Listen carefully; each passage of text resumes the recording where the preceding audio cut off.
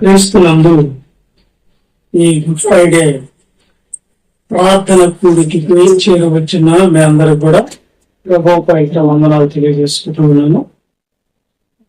పిల్లలు, ఈరోజు మన పిల్లలందరూ కూడా చాలా చక్కటి 7 మాటల్లో ఉన్నటువంటి క్రీస్తు ప్రభుల వారు సిలువలో పలికినటువంటి 7 మాటల్లో ఉన్నటువంటి విషయాలు ఒక్కొక్కరు ఒక్కొక్కటిగా వివరించడం జరిగింది. ప్రతి సంవత్సరం నేను చెప్తున్నా 7 మాటల గురించి. ఈ సంవత్సరం కూడా నేను చెప్పదలుచుకోలేదు అట్లా, ఎందుకంటే చెప్పిందే చెప్పడం ఇష్టం లేక మీ చేత చెప్పించడం జరిగింది. మనం అనుకున్నట్టుగానే ఈరోజు గుడ్ ఫ్రైడే గురించిన సందేశం ఏమిటనే విషయాన్ని మనం ఆలోచన చేద్దాం. ఈ గుడ్ ఫ్రైడే అనేది శుభ శుక్రవారం, మంచి శుక్రవారం అని ఎందుకు ప్రపంచమంతా కూడా క్రైస్తవ సంఘాలు ఎందుకు నిర్వహిస్తూ ఉన్నారు, ఎందుకు ఆచరిస్తూ ఉన్నారు, ఎందుకు ఈ కార్యక్రమంలో పాల్గొంటూ ఉన్నారు అంటే మనకు ఒకటే తెలుసు, క్రీస్తు ప్రభుని సిలువేశ్వరి దినము అనేది ఒకటి ఆలోచన చేస్తూ ఉంటారు. కానీ ఎందుకు, ఎవరు ఈ కార్యక్రమానికి ప్రాధాన్యతను వహించారు, ఎవరు ఈ యొక్క గుడ్ ఫ్రైడే అనేది చేయమన్నారు, ఎందుకు మనము ఈ గుడ్ ఫ్రైడే అనే ప్రార్థనలో కూడుకుంటున్నాము, ఏంటి అసలు దీని విషయాలంటే, తండ్రి అయిన దేవుడు కీర్తనల గ్రంథం బైబిల్లో నుండి 118వ కీర్తన 22 నుంచి 24 దాకా చదువుతున్నాం. ఇల్లు కట్టువారు నిషేధించిన రాయి మూలకు తలరాయి ఆయను, అది యెహోవా వలన కలిగినది, అది మన కన్నులకు ఆశ్చర్యము, ఇది యెహోవా ఏర్పాటు చేసిన దినము, ఇది యెహోవా ఏర్పాటు చేసిన దినము, దీని యందు మనము ఉత్సాహించి సంతోషించదము. చాలు, మీరు బాగా గమనించండి. తండ్రి అయినటువంటి దేవుడు ఒక దినాన్ని ఏర్పాటు చేసుకున్నాడంట. ఎందులకు అంటే, ఎందులకు అనేది మనం ఆలోచన చేయాలి. ఇప్పుడు ఎందుకు ఏర్పాటు చేసుకున్నాడు అంటే, దినములన్నీ కూడా మంచివి కావా, దేవుడు సృష్టించినవి కావా, దినాలన్నీ కూడా దేవుడు ఆశీర్వాదించి ప్రతి దినాన్ని మంచిదని చెప్పాడు కదా. మరి ఈయన ఏర్పాటు చేసుకున్న దినము ఏంటి, ఆ ప్రత్యేకత ఏంటి, దీనికి ఉన్నటువంటి ఆలోచన ఏంటి, ఆయన ప్రణాళిక ఏంటి, ఆడున్నటువంటి సంకల్పాలు ఏంటి అనేది మనము ఇక్కడ ఆలోచిస్తున్నాం. ఆ దినాలన్నిటిలో యెహోవా ఏర్పాటు చేసుకున్న దినం ఒకటి ఉందట. ఆ దినమున అందరూ ఉత్సాహించి సంతోషించాలట.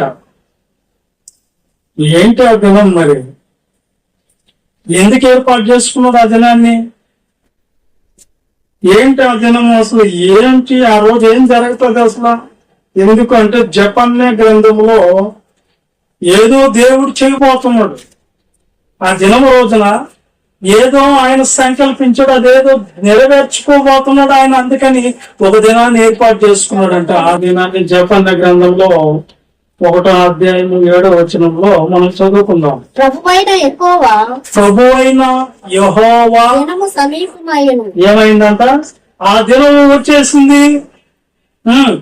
ఆయన మరి ఒకటి సిద్ధపరిచి ఉన్నాడు. ఏంటంట, మరి ఒకటి కాదు, బలి ఒకటి సిద్ధపరిచి ఉన్నాడు. తాను పిలిచిన వారిని తను పిలిచిన వారిని ఆయన ప్రతిష్ఠించి ఉన్నాడు. యెహోవా సన్నిధిని మౌనంగా ఉండండి. ఇప్పుడు మొదటి మాటలో మనం చదువుకున్న వచనంలో ఏముందంటే, యెహోవా ఏర్పాటు చేసుకున్న దినం ఒకటి ఉంది. ఆ దినమున ప్రజలందరూ ఏం చేయాలంట? ఉత్సాహంగా ఉండాలంట, సంతోషంగా ఉండాలంట అంటాడు. ఆ దినం ఏంటి అంటే, ఆ దినము రానే వచ్చింది అంటాడు జపన్న గ్రంథంలో. ఆ దినమున ఏం చేయబోతున్నాడు తండ్రి అయిన దేవుడు అంటే, బలి ఒకటి చేయబోతున్నాడు, బలి అర్పించబోతున్నాడు. బలులు ఎందుకు అర్పిస్తారు? పాత నిబంధన కాలంలో బలులు ఎందుకు అర్పిస్తారు అంటే, పాపాల నిమిత్తం, మనిషి చేసిన పాపాల నిమిత్తం బలులు అర్పిస్తారు. పెద్ద పాపం చేస్తే పెద్ద పశువును, గొర్రెను, మేకను, ఎడ్లను, పొటేళ్లను అర్పించేవాళ్ళు. గువ్వను, పావురమును, ఇలాంటివన్నీ అర్పించేవాళ్ళు. పాపాల నిమిత్తం బలులు మనం చదువుకున్నాం.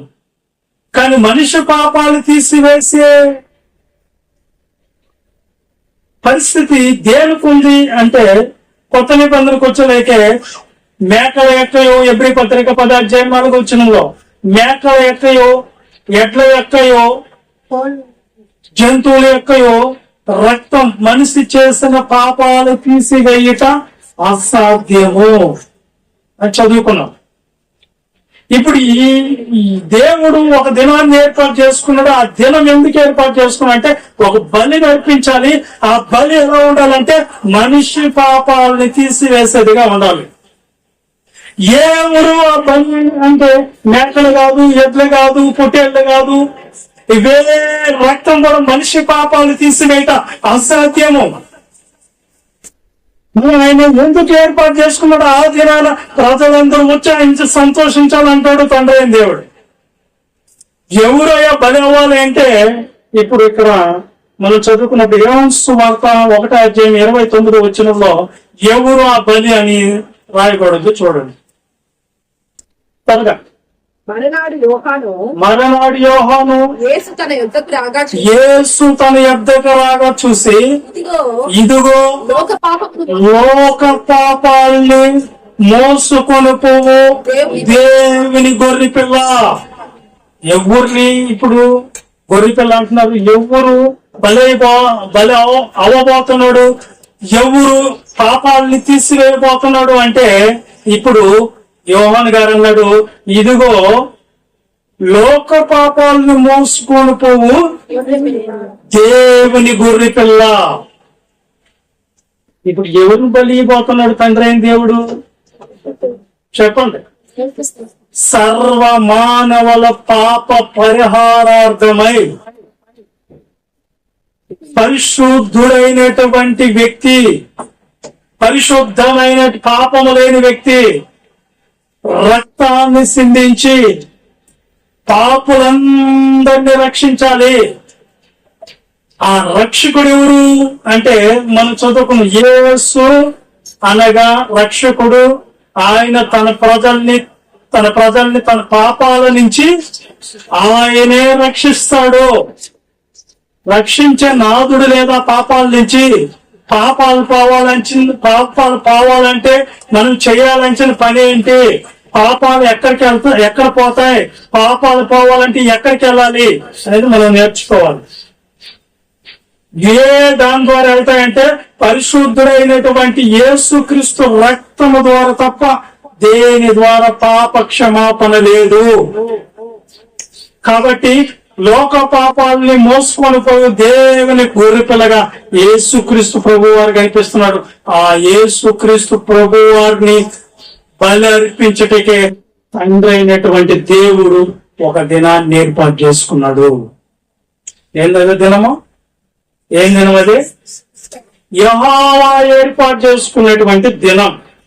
ఏంటి ఆ దినము అంటే, మనుషుల యొక్క పాపాలు తొలగించబడే దినం.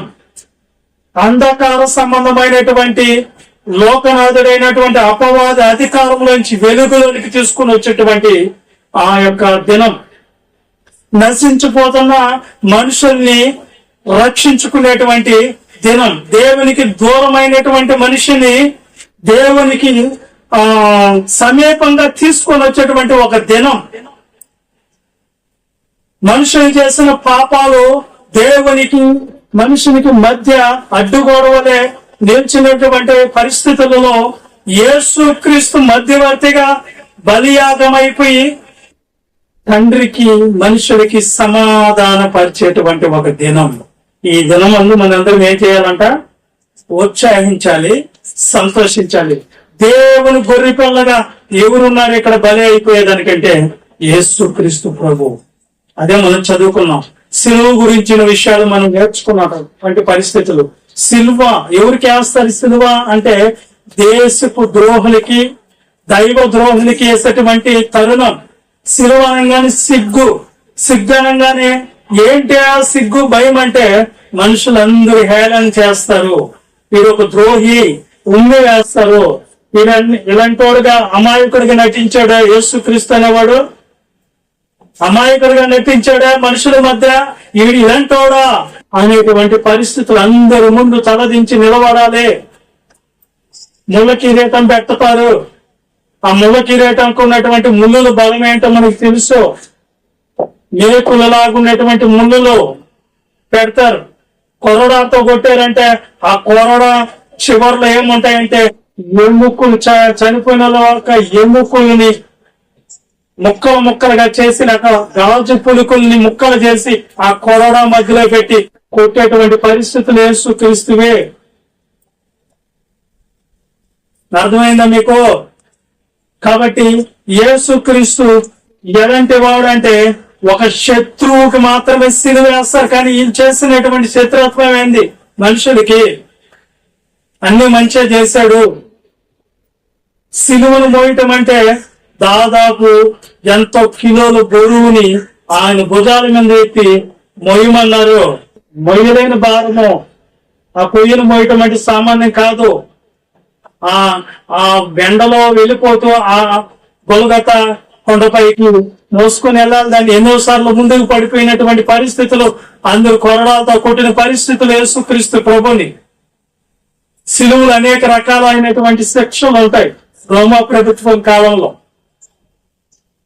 ఒక వ్యక్తికి గాని అయితే సిలువ వేసేటప్పుడు కొన్ని పూర్వం జరిగినటువంటి కొన్ని పుస్తకాలు చదివినప్పుడు ఆ శిక్ష ఎలా ఉందో తెలిసి అనేక శిక్షలు ఉన్నాయి.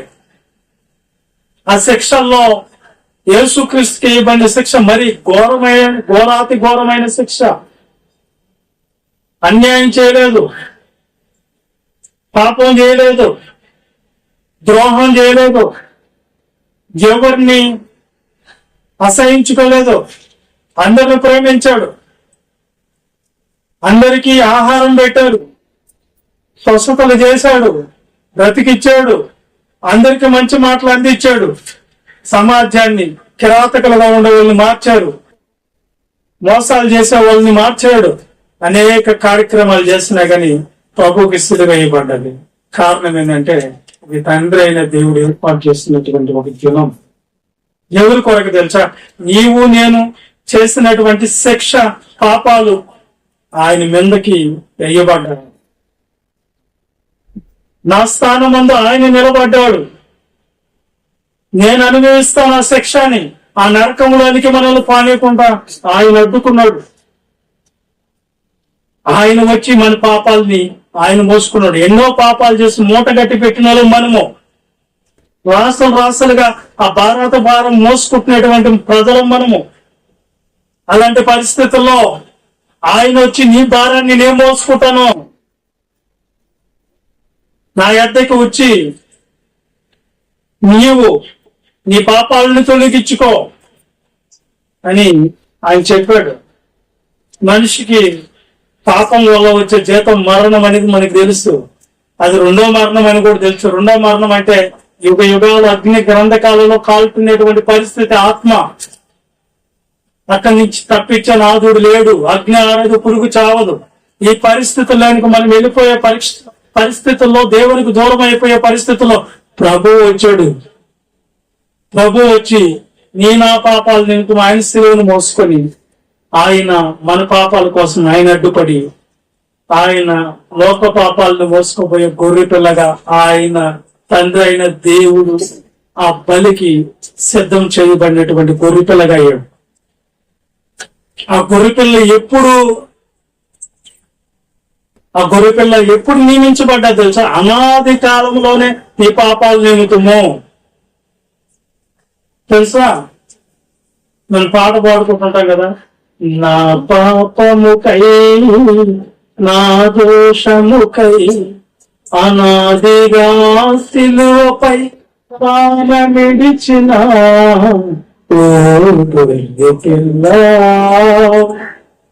నీ పాదాలకు అత్తరు పూసిన మరియవలే ఉండాలని ఆశ మహోన్నతుడా, నీ పాదాలకు అత్తరు పూసిన మరియవలే ఉండాలని ఆశ.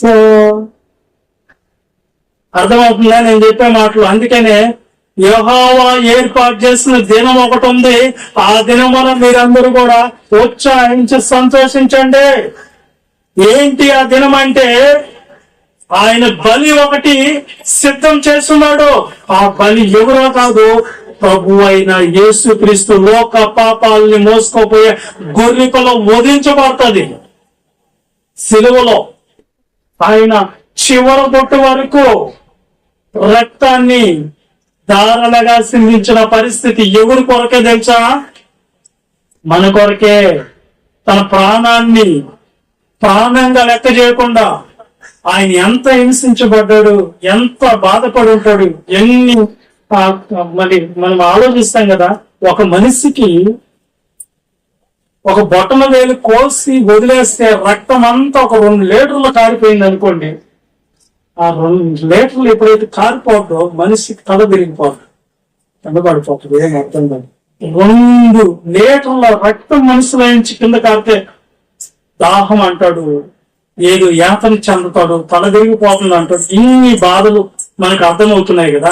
మరి యేసుక్రీస్తు రక్తం ఎంతవరకు సిందించాడు? చివరి బొట్టు వరకు నీ కొరకు నా కొరకు ఆయన చిందించాడు ఆయన రక్తం. ఇదే యెహోవా ఏర్పాటు చేసిన దినం అంట. ఏర్పాటు చేసిన దినంలో నువ్వేం చేయాలి? ముసుగు కప్పుకొని నా కొరకు తెచ్చి అనకూడదంట. ఏముండాలా? ఉత్సాహించాలంట, సంతోషించాలంట. మరి మన చర్చిలో పోయి ఈరోజు తినమని అందరు ఏం చేస్తారు చెప్పండి? ఏం చేస్తారు చెప్పండి? నేను అనకూడదు. ఏమి ఒక వ్యక్తి అన్నాడు, చేసినవన్నీ చేసి ఆడ పోయి ఏడుస్తా ఉంటారు పాస్టర్. అది నాకు నచ్చదంట. అంటే ఈ రోజు సిలువేసిన దినమాట. ఈ రోజు సిలువేసిన దినం రోజున మీరు ఎలా ఉండాలి చెప్పండి? ముసుకేసుకుని ఏడవద్దా? ప్రభువా నాయనా తండ్రి దేవా నేను ఏడవద్దా? ఏడవకూడదంట. ఏమంటున్నాడు? ఉత్సాహించి సంతోషించండి. ఎందుకు తెలుసా? నీ జీవితంలో ఒక నూతన క్రియను దేవుడు ప్రారంభించాడు, ఒక మార్పును ప్రారంభించాడు.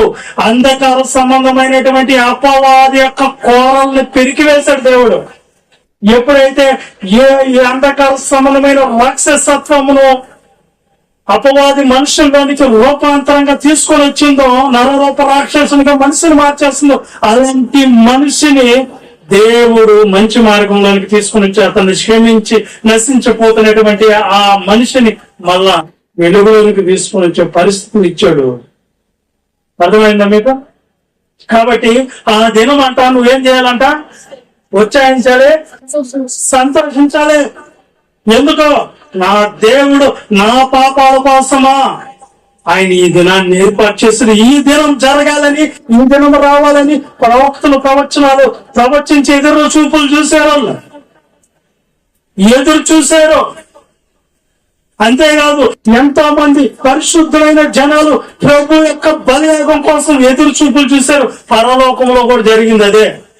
పరలోకంలో కూడా ప్రభు యొక్క బలియాగం కోసం ఎంతో 24 మంది పెద్దలు, ఈ 4 జీవులు పరలోకంలో ఉన్న సైన్య సమూహాలు, తండ్రి అయిన దేవుడు ఇది ఎలా జరుగుతుంది, ఈ దినం ఏం జరుగుతుందని అందరూ యేసుక్రీస్తు జయించాలని, యేసుక్రీస్తు మరణించాలని, యేసుక్రీస్తు సమాధి అవ్వాలని, ఆ సమాధి నుంచి 3వ దినాన మరణాన్ని గెలిచి మిగిలించి వేయాలని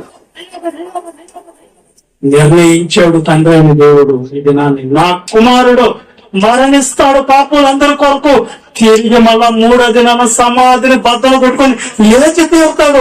ఆయన ప్రభు అయిన యేసుక్రీస్తు మృత్యుం చేయడుగా, ఇదిగో నా కుమారుడు లేస్తాడు. ఈ దినం కొరకు నేను ఎదురు చూస్తున్నాను, ఈ దినం రావాలని ఎదురు చూస్తున్నానండి పరలోకంలో ఉన్న వాళ్ళందరూ.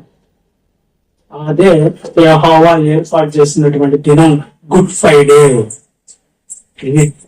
ఈ గుడ్ ఫ్రైడే సందేశం ఏంటంటే ఇదే.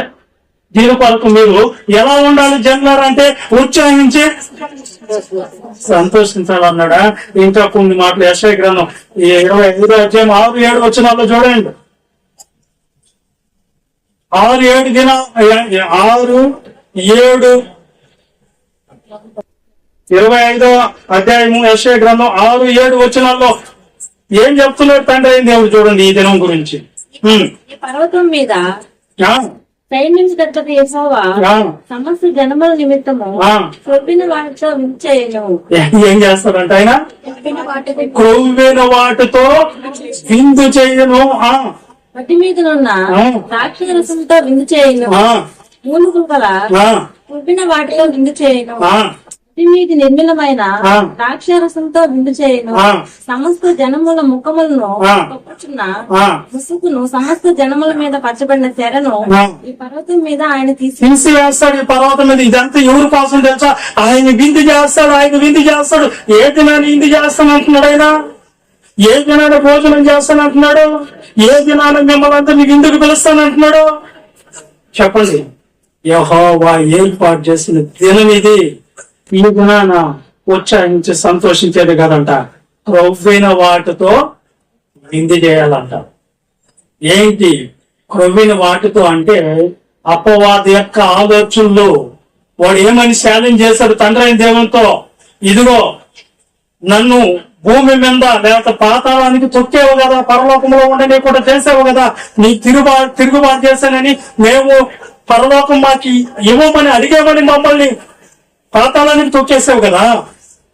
మరి ఏ మనుషులకైతే పరలోకం ఇస్తానంటున్నావో ఆ మనుషుల్ని నేను ఏం చేయబోతున్నానంటే పరలోకానికి రానివ్వను, పరలోకానికి వాళ్ళకి నేను నీ దగ్గరకు రానివ్వను, వాళ్ళని నరకానికి ఇచ్చుకోబోతాను అని చీకటి కమ్మినటువంటి బ్రతుకు నుండి కలగజేసినటువంటి అంధకార సంబంధమైన చీకటి శక్తులు, దురాత్మ చీకటి శక్తులు మనిషిని ఆవరించి మనిషికి చెడేదో మనిషి ఏదో కనుమరుగైపోయేటట్టు చేసి న్యాయాన్ని అన్యాయంగా మార్చి భూమి మీద నీతి లేకుండా చేసి మనిషిని మనిషిగా ఉండకుండా మృగముగా తయారు చేసినటువంటి వైనం ఎవరుడు?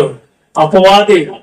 నేను ఎవరిని మనిషిని మనిషిగా ఉండనివ్వను, దైవంగా మారినివ్వను, పరలోకానికి రానివ్వను, నేనుండే స్థలానికి అగ్ని జ్వాలలోనికి నేను వాళ్ళని కూడా నరకానికి ఇచ్చుకోబోతానని ఛాలెంజ్ చేశాడు. ఎవరు? అపవాది. వాడి యొక్క ఆలోచనలు తలకిందులు చేయాలంటే యేసుక్రీస్తు మరణం అవసరం. మరణించటం మనకు అవసరం. సర్వ మానవాళ్ళు ఆ బంధకాల నుంచి బయటకు రావాలి. అపవాది కోరంలో చిక్కుకున్నటువంటి ప్రజలు బయటకు రావాలి. ఆ తరుణం రానే వచ్చింది. అది గుడ్ ఫ్రైడే. ఈ రోజు యేసుక్రీస్తు సిలువ వేయబడి పరిశుద్ధ రక్తం ప్రతి ఒక్కరి కోసం సిందించుడుగా ఈ రోజున దేవుడి విందు చేస్తాడు. ఈ రోజున ఉత్సాహంగా ఉండండి అన్నాడు. బలి అయిపోయావా యేసుక్రీస్తు ప్రభు అంటే బలి అయ్యాడు నీ కోసమే. ఆయన బలి అవ్వకపోతే నీకు పరలోకం లేదు నాన్న, నీకు మనిషిగా మారు మనసు లేదు నాయన, నీకు రక్షణ లేదు నాన్న, దేవుణ్ణి సమీపించి దేవుణ్ణి చూసి అర్హత లేదు, ఒక పాపివే. కానీ ప్రభు బలియాగము ద్వారా, ఆయన సిలువ త్యాగము ద్వారా ఈ రోజున ఏమవుతుంది చెప్పండి? ఏమవుతుంది?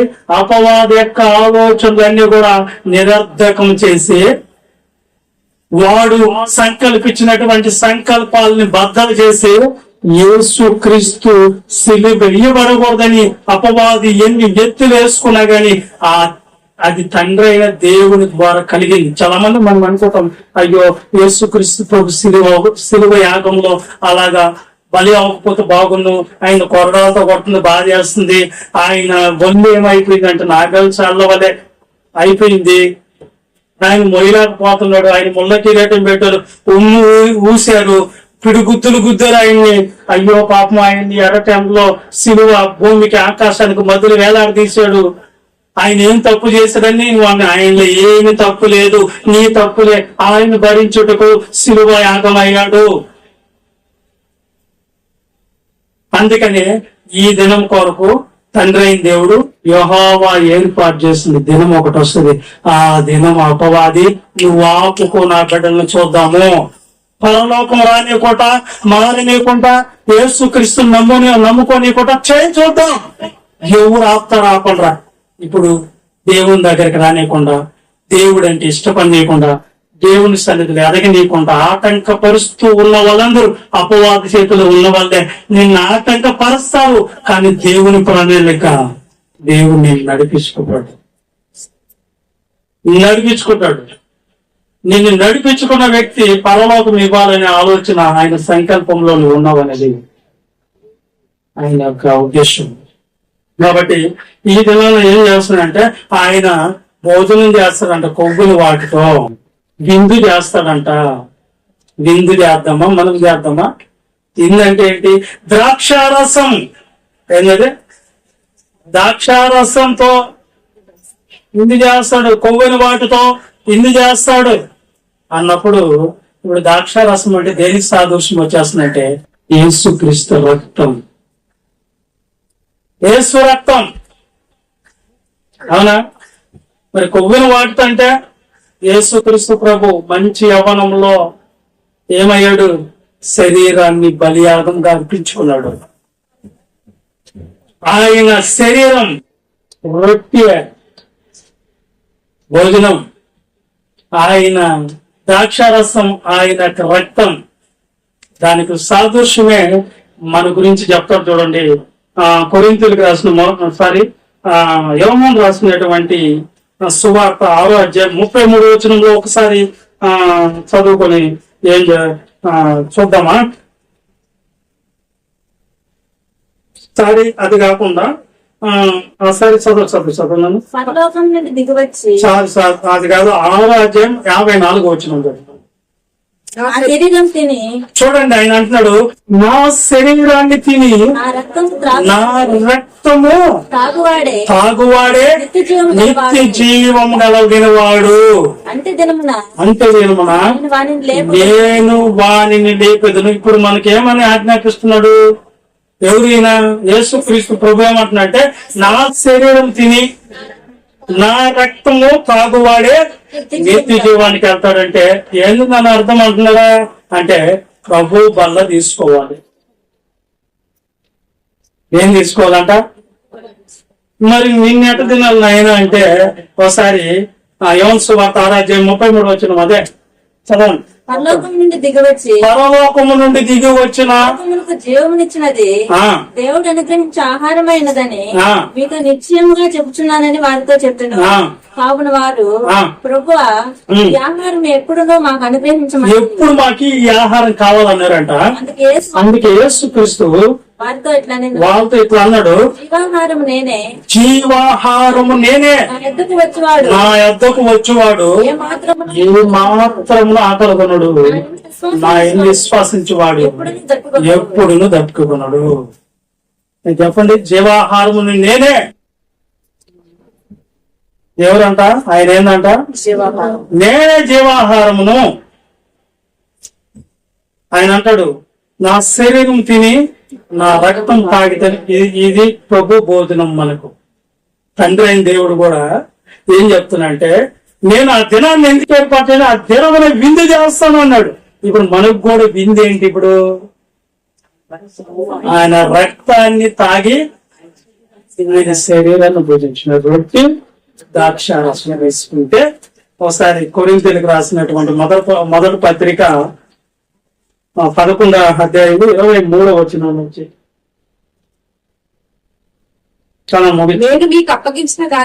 నేను మీకు అప్పగించిన దానిని ప్రభు వలన పొందితిని ప్రభు అయిన యేసు తాను అప్పగింపబడిన రాత్రి ఒక రొట్టెని ఎత్తుకొని దానికి కృతజ్ఞతాస్తుతులు చెల్లించి దానిని విరిచి ఇది మీ కొరకైనా నా శరీరము నన్ను జ్ఞాపకం చేసుకున్నట్టు చేయడి అని చెప్పను. ఆ ప్రకారమే భోజనమైన పిమ్మట భోజనం అని దేన్ని అంటున్నాడు ఆయన? విందని దేన్ని అంటున్నాడు? ప్రభు బల్లని ఆయన పాత్రని ఎత్తుకొని ఈ పాత్ర నా రక్తం వల్ల ఆయన కొత్త నిబంధన దీనిలోనిది తాగినప్పుడల్లా నన్ను జ్ఞాపకం చేసుకున్నది. ఇది విందు ఉచ్చాయించే సంతోషించడి. ఆయన శరీరాన్ని ఆయన రక్తాన్ని తాగువాడి నిత్య జీవానికంటే ప్రభు వల్ల మనకు రావటానికి కారణం ఏంటంటే ఆ సహవాసంలో మనం ఉండటం వల్ల మనకు నిత్య జీవం దొరుకుతుంది. ఆ బిందులో మనం కూడా ఉండాలి. అర్థమైందా మీకు? ఇప్పుడు చెప్పండి, యెహోవా ఏర్పాటు చేసుకున్న దినం ఏంటి అంటే గుడ్ ఫ్రైడే. అంటే ఇది గుడ్ ఫ్రైడే సందేశం అంటే ఏంటంటే ఆయన ఏర్పాటు చేసుకున్న దినము. అర్థమైంది మీకు? అర్థం కాలేదా? ఇంకా చెప్పాలా? అర్థమైంది కదా?